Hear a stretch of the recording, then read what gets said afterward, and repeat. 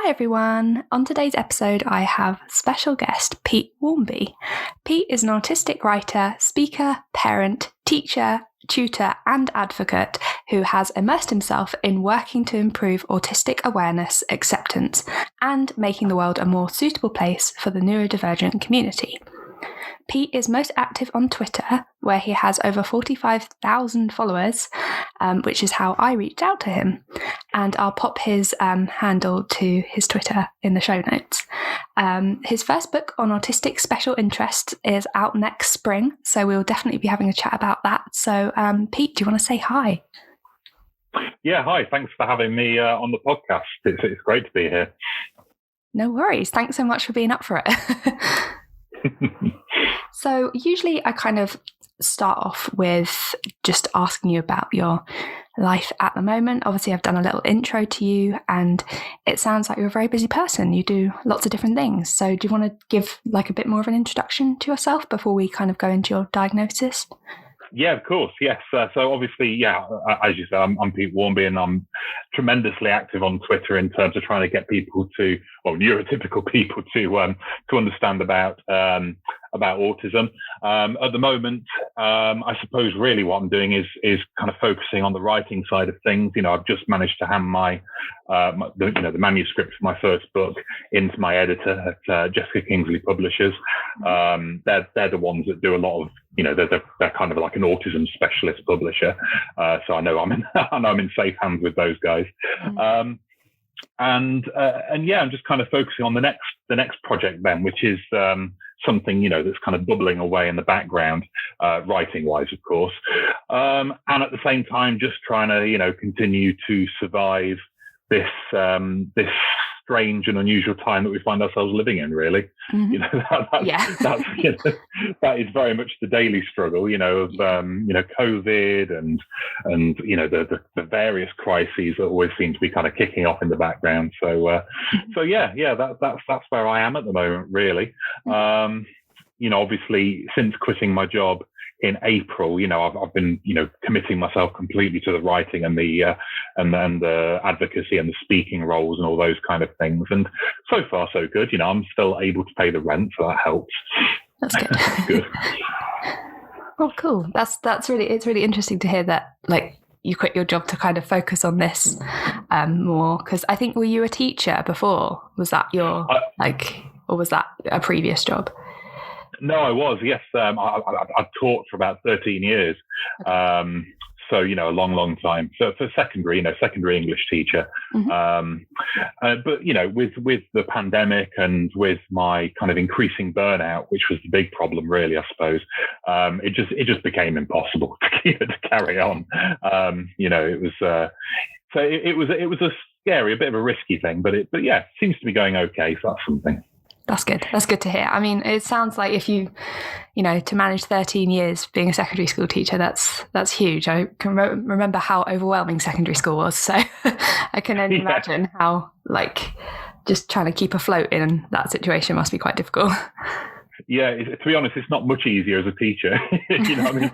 I remember how difficult it was as an autistic. I mean, I didn't know I was autistic at that time, of course, but I remember how difficult it was as a kid. Mm-hmm. But yeah, being an autistic teacher is a whole other kind of set of challenges. And to be honest, it's not something that I feel like I'd really want to go back to, unless I really had to. Yeah, that's true. So let's talk about your diagnosis, because that's quite interesting. You're saying you didn't know and stuff like that. So what was the process behind it? When did you first potentially think you might be autistic, or did someone say you might be? I'm always keen to understand how people got their diagnoses.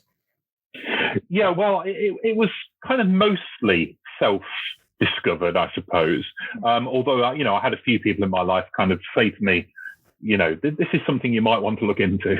Mm-hmm. And certainly when I got the diagnosis, I had an awful lot of people, who I'd known through the years, once they found out, replying with a kind of, well, yeah, obviously.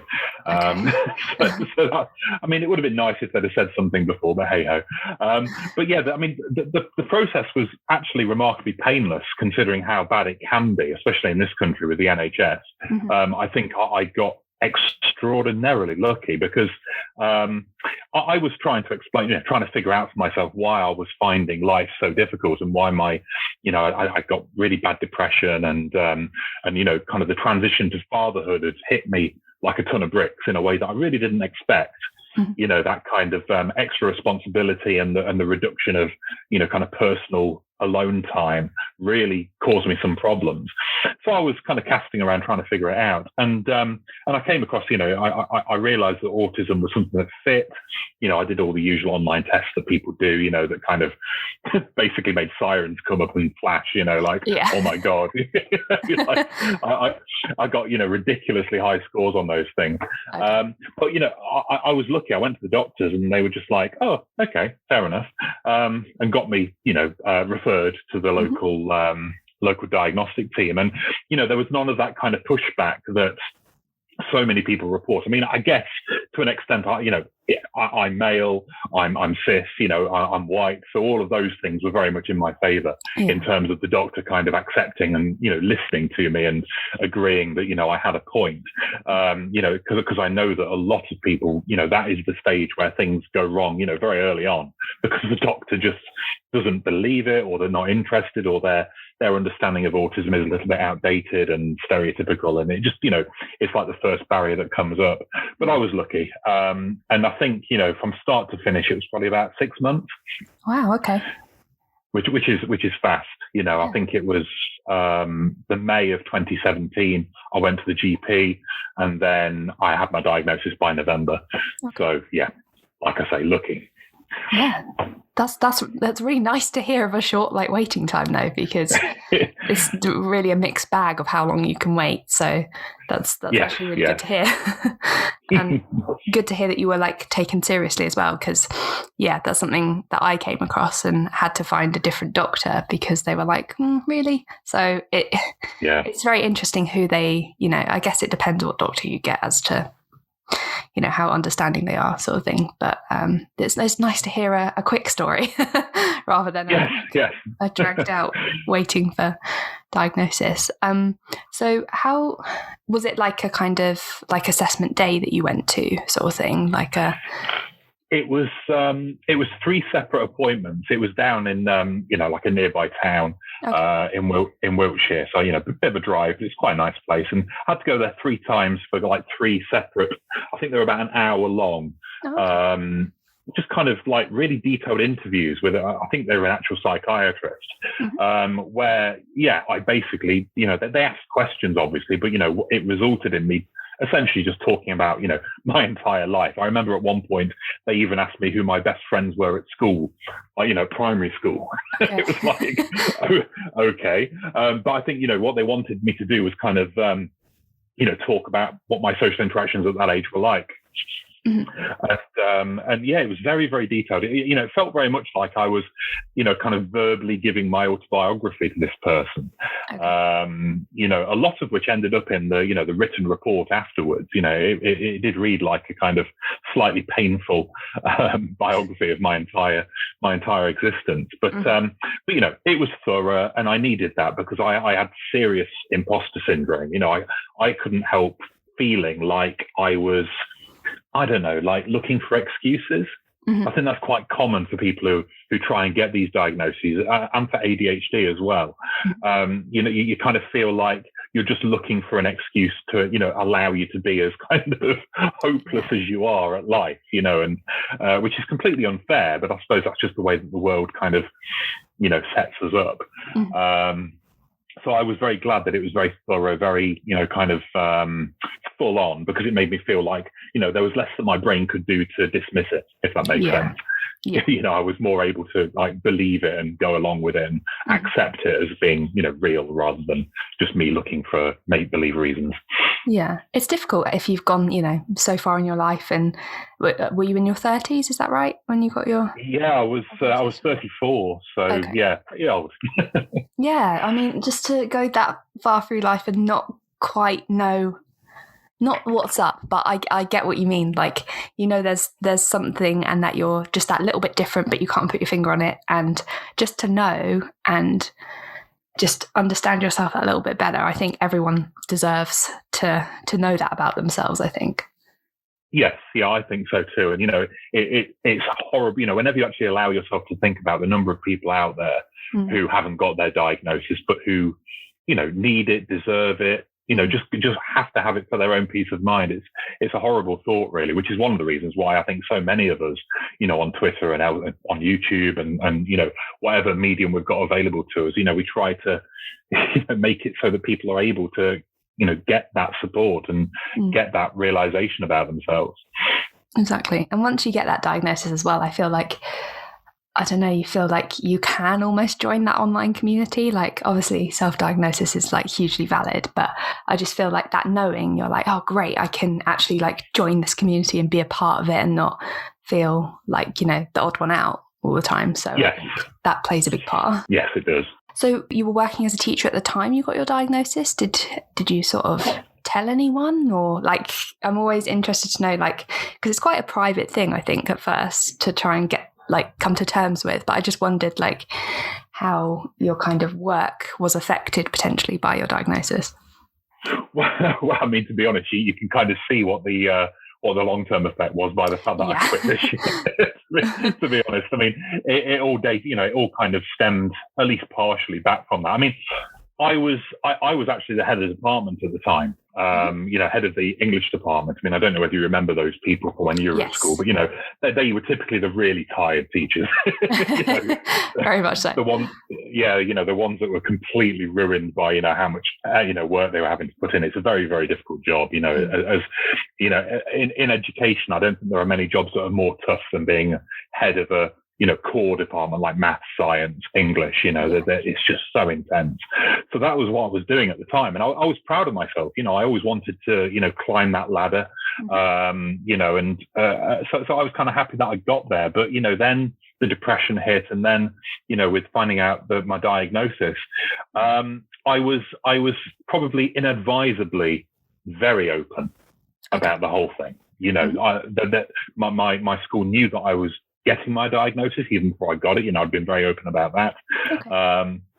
I guess I felt like I had to, because I've taken time off with depression, so I felt like I needed to kind of show that I was doing something, to try to get better, if that makes sense. Mm-hmm.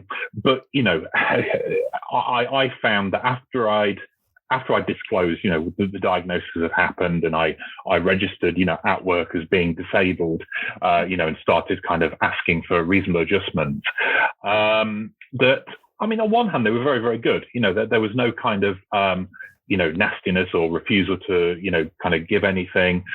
But there was a distinct and noticeable kind of shift in how they, or at least how I felt they viewed me. Mm-hmm.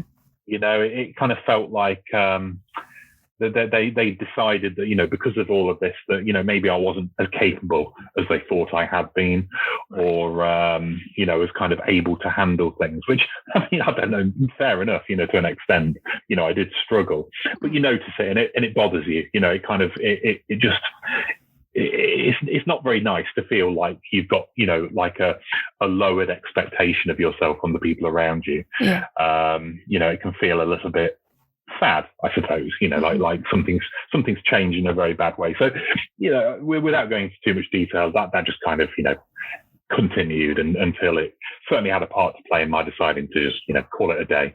Mm-hmm.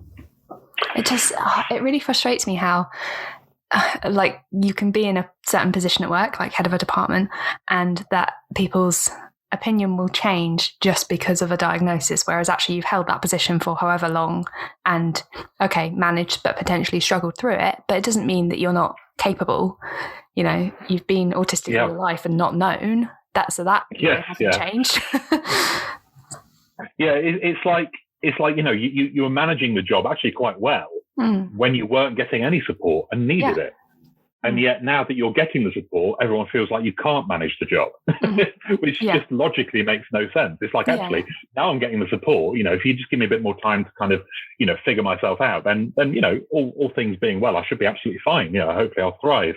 But it just didn't feel that way, and I think that is echoed across the country. I think that if you speak to any autistic person in work of any kind, then you're going to find similar stories.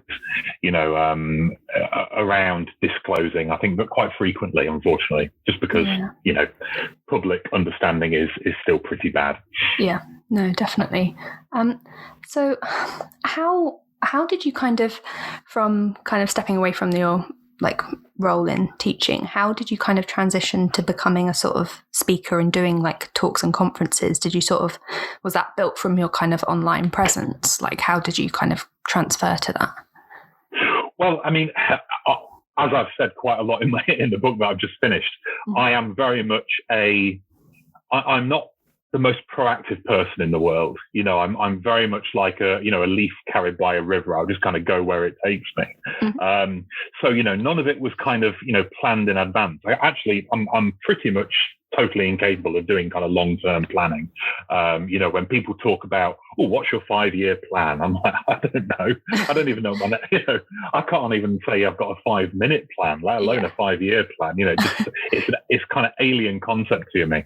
So I've just kind of gone with it, and it was definitely, and without any shadow of a doubt, it was the Twitter thing that kind of took me to this kind of new way of surviving and making a living.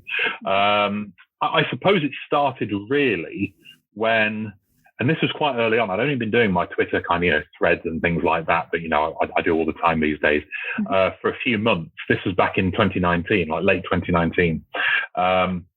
And I'd only got 5,000, 6,000 followers at this point. I mean, I'd had 3,000 kind of education-based Twitter followers for years and years and years and years, when I used to tweet about education, schools, teaching, that kind of stuff. But it started to go up, and the NAS, the National Autistic Society, got in touch and asked me if I wanted to speak at their big conference in Birmingham, the following February. So this was just before the pandemic kicked off. Okay. So February 2020. And, I was like, wow, is that a thing that I can do? Really? It kind of, came out of the blue, and I was really sort of shocked that anyone would want to have me talking about stuff like this. It was really, really unusual and strange for me because, as I say, I've got the imposter syndrome and I've only ever really just kind of gone along with things. So, it was a real shock. But of course I agreed, at the very least it was going to get me in a hotel room for a night, which I love, just a night away from home in a hotel room is just my favorite thing in the world. So I was like, yeah, go for it. I don't care. I'll talk to you. And it was really good. I really enjoyed it, and the speech seemed to go down very, very well. I spoke for about an hour on, the experience of being autistic when you're a school child, when you're kind of just living that life. People seem to really enjoy it, and it went put on YouTube, and people seem to like it there, and that's kind of spawned other opportunities. People see that and they say, can you come and speak to our people, and businesses and councils and all those and it's just kind of grown and grown. And like I say, without any real planning or preparation on my part, I've just kind of gone along with it. Kind of gratefully, just kind of happy that people want to hear me, blather on about things all the time. It's quite nice, really. And it was the same with the books, really. I again, nothing proactive, because I just can't do it. But what happened was, JKP, Jessica Kingsley, got in touch with me, about. And around about the same time, they said, really like your threads. You seem good at communicating this kind of thing. Do you want to think about writing a book? And I was, and it, it had been kind of a background dream for me for all my life, to become a writer. I'd given up on it. As far as I was concerned, it was never going to happen. It was one of those kind of pipe dreams. So when they came to me, I was like, okay, that sounds good. I'll go along with that. So, again, just kind of following the tide, following the stream as it goes. And, and now I'm in a position where I've finished the book and it's getting edited and getting checked, and, they'll do the cover and the marketing and all that kind of stuff, in the months to come. And I'm just enormously grateful that people took that time to, kind of reach out and say, would you like to do this? Because sadly, knowing me as I do, it would never have happened otherwise. If I had to, kind of approach them and try, it wouldn't even occur to me to do it. if that makes sense. It's just not how my brain works. So yeah, like I say, enormous kind of endless gratitude to these people who have taken time out of their day to just kind of say, oh, do you fancy doing this with us? Because it's really good of them, really. It's a nice thing to do. Yeah, exactly. And that's really exciting that they approached you about the book and stuff. Like you say, like it's not almost something, I feel like as an introvert, I would never like approach a publishing place. It would always have to be the other way around.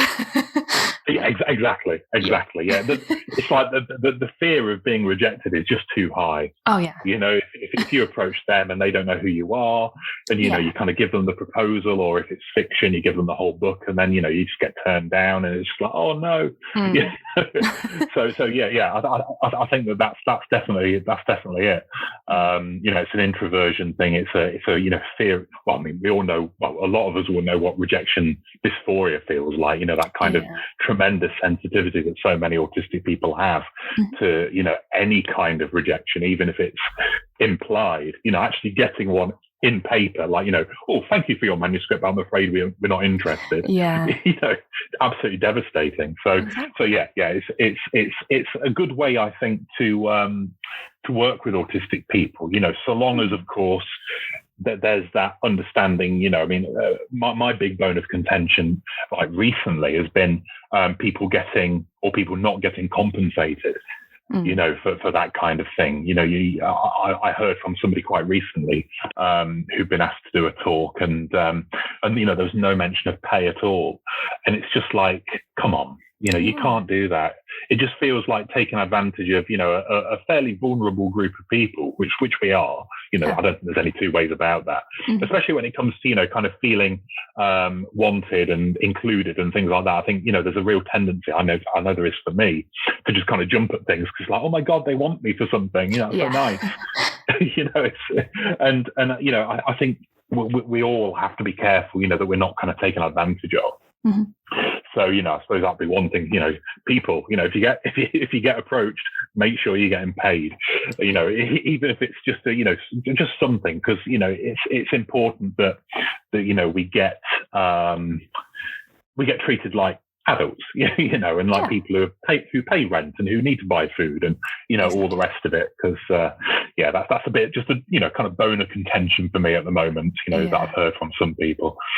Exactly, because it takes your time and your effort and your expertise, even if it's your life experience of, living as an autistic person, like you should be getting paid. And I've had that as well, like as a freelance, like designer. It's the free and freelance that people seem to kind of grasp onto, and you're like, no, gotta pay for my services.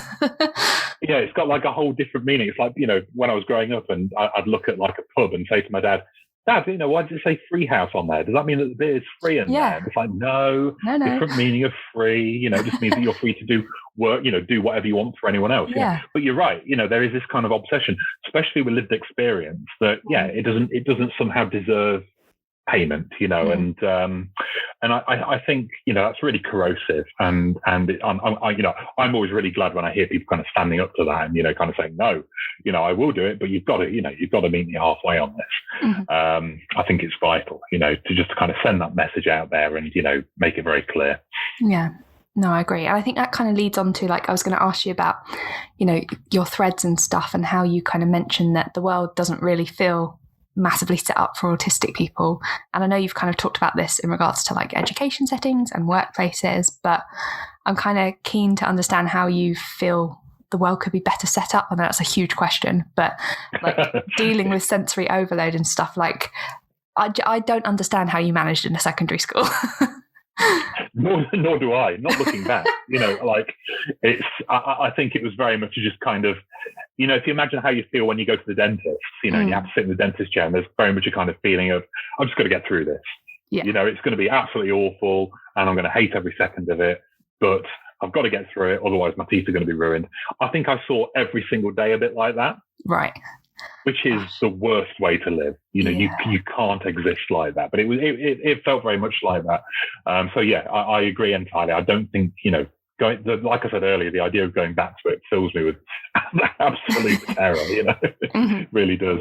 But in terms of, wow, in terms of, making the world a better place, I mean, there's so many things. I mean, I think fundamentally it all boils down to that one thing that I think we're all trying to do, us kind of online, noisy, autistic people, which is to just change the narrative, shift it across a little bit so that, neurotypical people have a better understanding of what it's like and a better understanding of what we need, almost like a complete culture shift, amongst society as a whole, to accept the fact that there are people out there who are unwilling to make eye contact, to accept that there are people out there who, if you give them a chance, will, talk your ear off about their special interests, and just kind of, shift expectations of what people should be. I suppose, because I think that the kind of general, certainly, Western in the UK, for example, the expectation of what a person, like a human being, should be is strikingly narrow, and very, very restrictive. I think that conversation, or that kind of like large scale conversation, needs to be had, that we need to stop being so judgmental and so small minded in this idea of what a human being is or can be or acts like, because I think that fundamentally is a thing that so frequently causes autistic people problems, because we just we don't do things in the way that people expect, and people hate that. To put it quite bluntly, people really don't like that. They get afraid, or they get confused, or they get angry, that something or someone is behaving in a way that they don't quite understand. And that can lead to hostility, and we all know where that goes from there. And I genuinely think that it's not actually. I mean, it's a big job. Don't get me wrong; it is a big job. But I don't think it's impossible at all.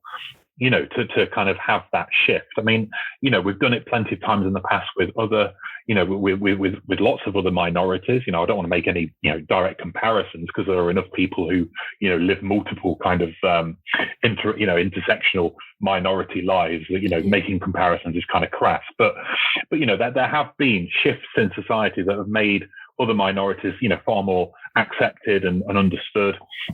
So I don't feel like it's not doable. I feel like it's very, very, very possible. I'm just not sure that there's the appetite for it at the moment, amongst the non-autistic population. I mean, there's an appetite there amongst us guys, we're fighting for it daily. But I still get the feeling that, it's I think disability as a whole is still very much seen by the general population as, I don't know, just not as pressing an issue, I suppose. I don't know why that is, especially when you consider that disability is something that transcends all other minorities, all types of people. It's something that can affect everybody. But for whatever reason, it just doesn't seem to have that same kind of importance attached to sorting it out. And ableism is still, rife might be too strong a word, but it's certainly way more common than it ought to be.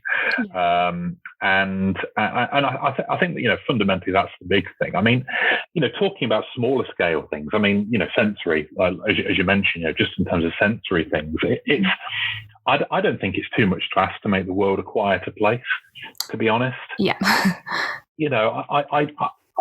I'd be surprised, if I'm completely honest with you, to find that, that neurotypical people would be disappointed or upset if the world got a little bit quieter. Just as one example, I think that would be met with relief by quite a few people. Just the idea of going into a shop or a coffee shop and it just being a little bit more mellow, and a little bit less in your face and bright and noisy and smelly.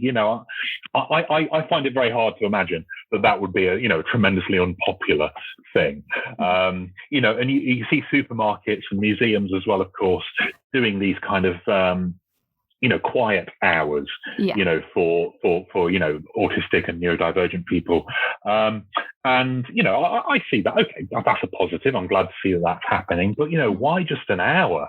Exactly. Talk about making our, opportunities for planning our lives even harder. It's like, well, you can go to Tesco, but only at 10 o'clock on a Thursday. Yeah. And if you can't manage that, then I'm afraid you're stuck. You just have to deal with the noise. Yeah. Why not make it broader than that? I mean, I tweeted about this the other day, and to be fair, a lot of very clever people came up with good reasons why they don't do that. And it's mostly to do with advertising and, making us kind of, far more likely to buy things. Apparently, we're more likely to, spend money if we're feeling a little bit like under pressure and tense and, kind of bothered by, sensory things. Even if you're neurotypical, I think it has that impact, that you're more likely just to kind of splurge on things if you're kind of over assailed by noise and smells. So, if we're talking money and profit, then I suppose it's going to be a lot more difficult to get that change to happen. What people are like. But yeah, I mean, that would be a big thing for me, just kind of advocating for just a quieter world, and as unlikely as that feels like it might actually be to occur. But yeah, I mean, there are other things, but where do you begin? Exactly. Yeah, I mean, the usual stuff like interviews and employment, reasonable adjustments, I suppose, are a big part of that. Making sure that people have got a level playing field, for so that their skills can shine without being, hobbled by the fact that they're not making eye contact with the interviewer, for example, just little things like that. And I think they're fairly quick fixes so long as people are interested and actually want to make the change. Which is the difficulty, getting employers and businesses to actually care about things like that. So yeah. It's difficult, isn't it? Because that, just like you said, it's leveling the playing field. But I think a lot of people think it's like special treatment, or that person's getting more kind of accommodations and stuff like that in place. But actually, it really is leveling the playing field so that we have as good an opportunity as anyone else to thrive, at work or in school and things like that. And I wish that was more understood, I think. Yes, yeah, for sure, definitely. Yeah, it's tricky. So you mentioned a little bit about like special interests earlier, and I know you're writing your book on that topic. So I was going to ask you a little bit more about, is it just kind of all your special interests, or are you talking about them kind of more generally? And what are your special interests? I'm always fascinated to hear what people are passionate about. Well, I took the decision, I mean, with the book to simply talk about my own, because of course, there are so many out there, I wouldn't even know where to start. But I kind of use my own interests as a kind of way in, to talk about the phenomenon more generally, just to talk about, how they operate for us and how so many of us kind of rely on them and use them to help us calm down. The various reasons that autistic people give for having these interests and the benefits that they bring. So yeah, it did become an opportunity for me to, kind of, write about the things that I care about, quite freely, which was a lovely experience. I mean, that was great. I've done, there's a whole chapter on Lego. There's a whole chapter on the Titanic, which is another one of my really big obsessions that I've had, for my entire life, really. I even managed to, wangle being able to write a chapter on like tabletop wargaming, like Excellent. Warhammer, that kind of stuff. Okay. Which is something that, I kind of dropped off of recently, because it's just so blooming expensive. But it was a big thing, in my teens and my 20s. And each chapter's kind of got that focus on one of my interests, but that's a kind of way in then to talk about other things, like, for example, in my in the Warhammer chapter, I talk about how like rules, like the rules that we live by, and how, playing Warhammer and, getting used to the randomness of dice throws and, the care that you take in setting up your army at the beginning actually echoes how autistic people have to kind of deal with social interactions in life, and the kind of unwritten rules of of society, and so I found kind of in some ways fairly tenuous, but in other ways, it works quite well. Just kind of links like that. I mean, in the chapter about video gaming, which is kind of focused primarily on, like the late 90s and the early 2000s. I took that opportunity to kind of link that in with, talking about school life and, being school age and going, dealing with teachers and all that kind of stuff as well. Okay. So yeah, that's kind of how the book works. And yeah, I mean, all of my interests are in some way or another kind of, they all feel, well, not all of them, but most of them feel kind of toy-based. There's definitely a kind of undercurrent there that it's to do with, with models or other worlds, I suppose is one way to put it. It's like with Lego, you're building another world, of course, out of your little bricks. I mean, I'm sitting here at my desk now and I'm surrounded by the stuff. And, I've got my kind of like street of buildings here, and I've got a skyscraper there, and I've got my Ghostbusters headquarters behind me, and,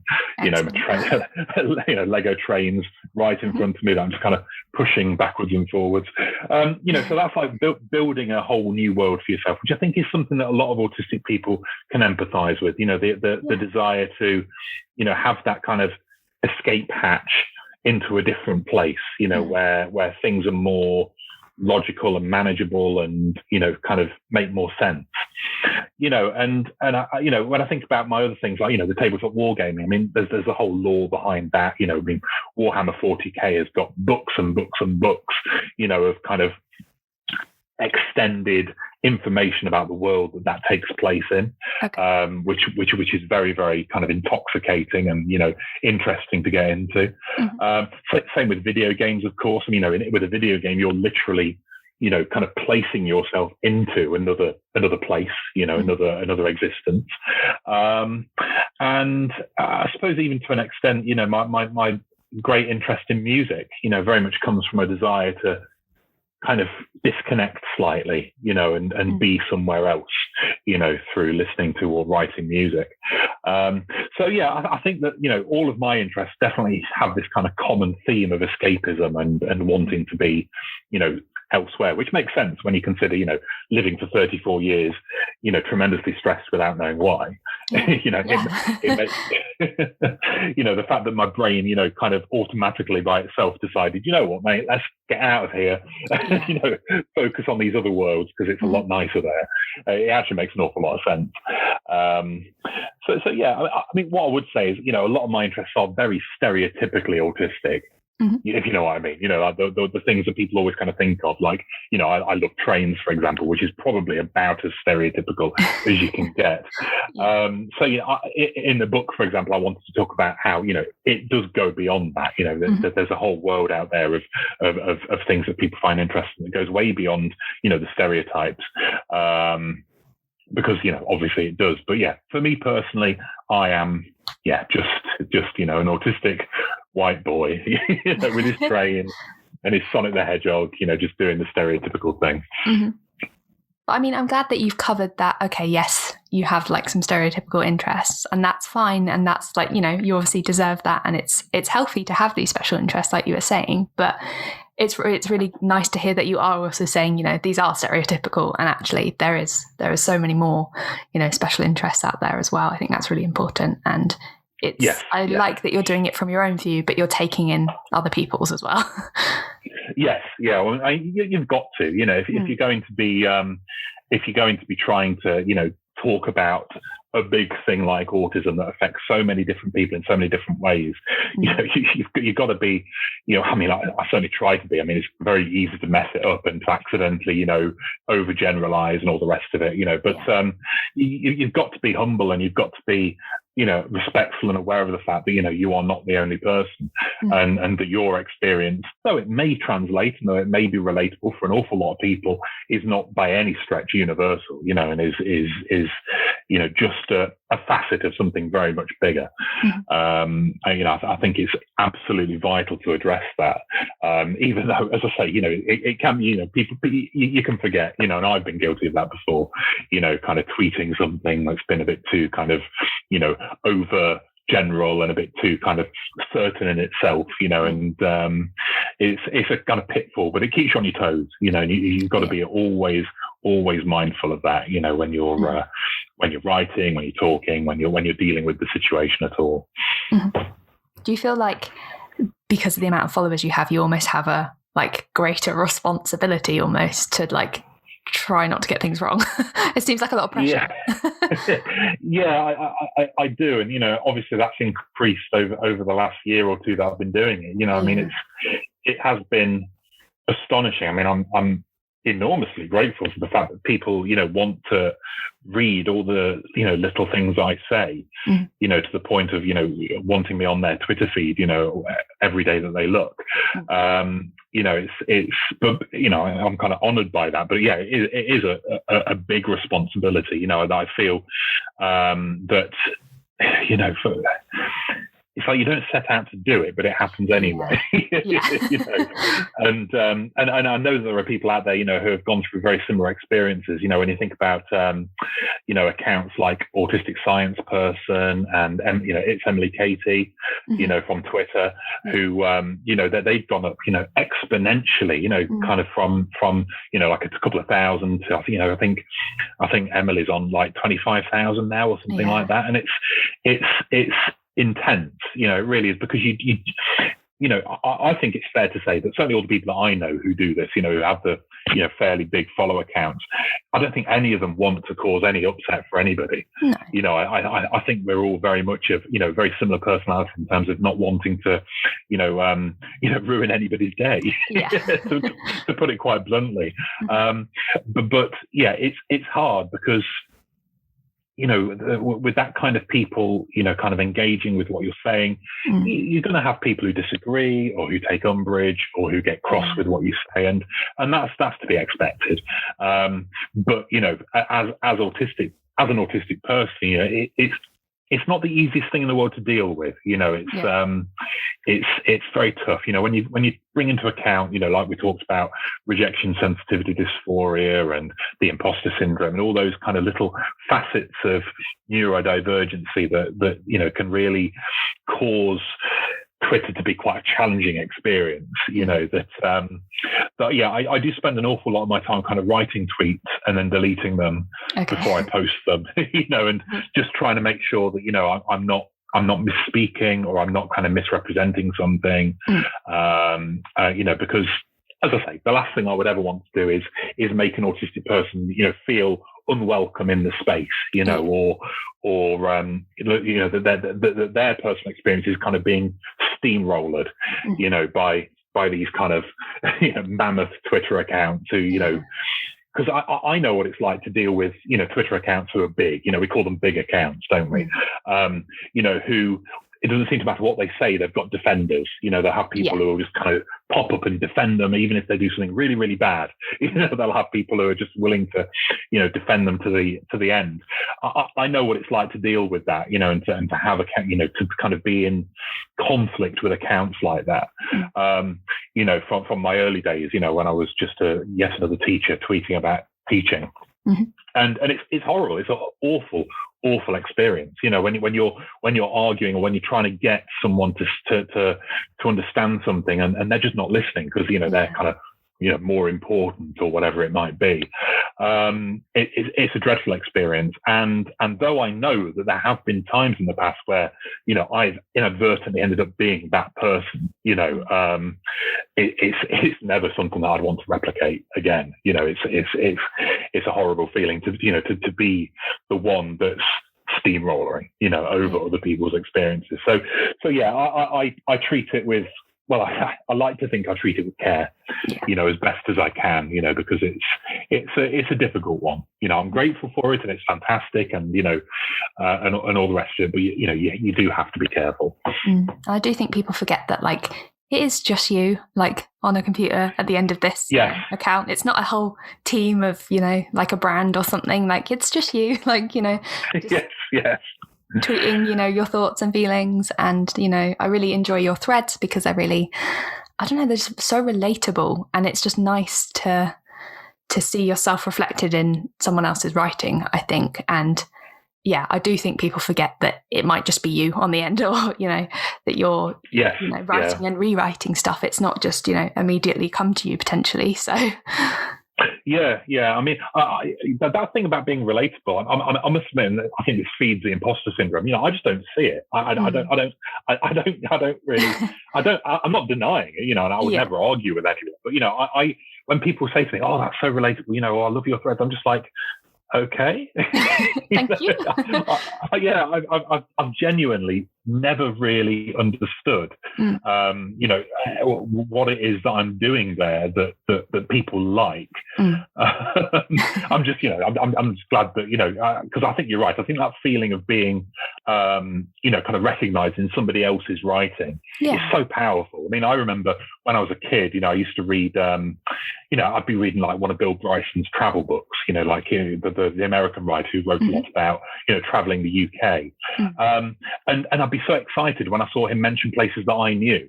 Yeah. That I could kind of like, oh, I've been there, I know that. I mean, that's a very low key example, but it's that kind of connection, between someone's writing and someone getting something out there, and you kind of thinking, my God, I recognize that completely. I know exactly how that feels, or I know what that is, or, oh, that's what that's called, or whatever it is.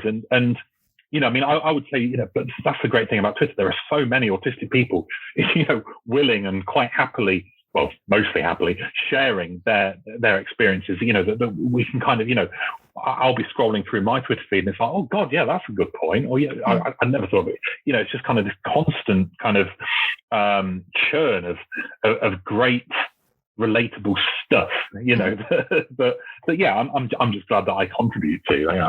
I'm really happy that I can do that. Yeah, definitely. I think, just you can see in the amount of followers that you've gained that people are behind you and are keen to see, the next thing you're going to say, or, thing they can relate to. So I think that's really great.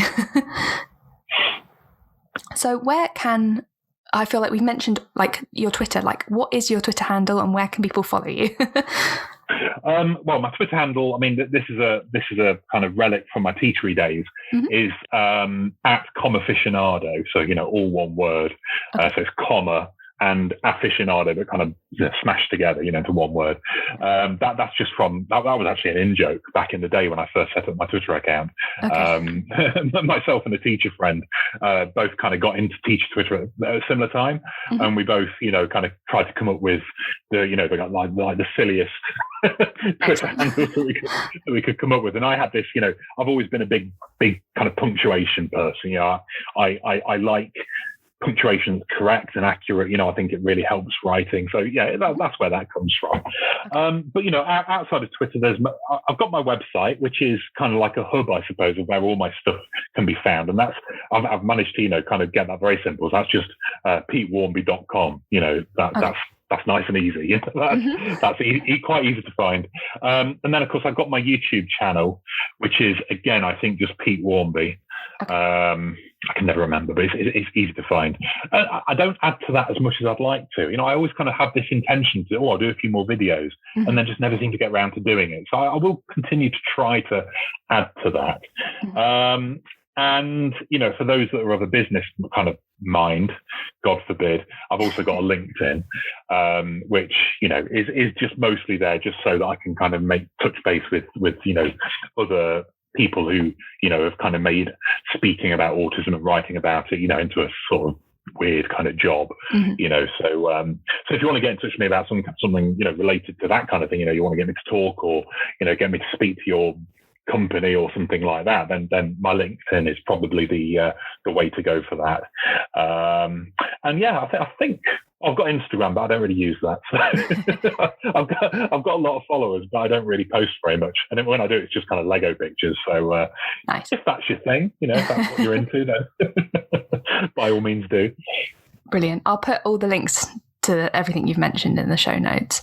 Also, just quickly, how much Lego do you have? I'm very intrigued. Do you know how much you have? Like how many sets? Or?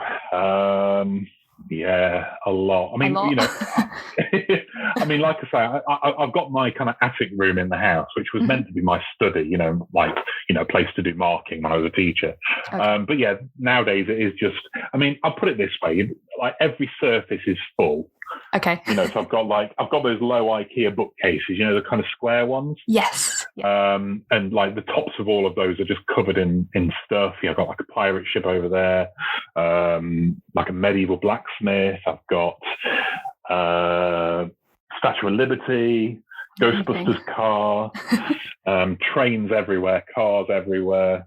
And then the floor's littered with the stuff. I mean, I've got all my the child, as I call them. Obviously, this is by a long way their favourite room in the house. So, like, all the floor over there is just absolutely carpeted with, like, Lego minifigures and bits that have just been kind of smashed up. It seems. Yeah, okay. They've made a mess. I'm glad you kind of passed on your passion, though. Oh yeah. I mean, you've got to. It's such a good way to bond, and to connect, though. Over just, we'll often just kind of sit in quiet kind of companionship, just just doing our own things, doing our own. I'll be working on my trains, trying to get them to work properly, and they'll just be kind of, I don't know what they do, like building gardens and parties and swapping heads on the minifigures kind of constantly. Just kind of really nice atmosphere of, just, enjoying being together, but not necessarily interacting very much, which is ideal for me. I love that. Quiet company. Exactly. That's my favourite thing in all the world. Exactly. Oh, that's so great to hear. I was like, throughout this interview, I was like, I've got to ask about the Lego. Like, I'm really intrigued as to how much you have, but I've got a visual picture of how much you have now. Well, I mean, one video that I keep meaning to do is just to kind of go through, just show everyone what I've got, and just kind of do like a tour, I suppose. But I've just never got around to doing it. But yeah, maybe I'll do that. If people, I mean, it seems that people really do want to know. So, I mean, who am I to, not share?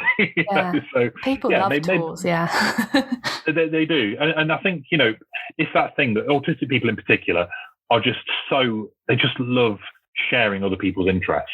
I've found.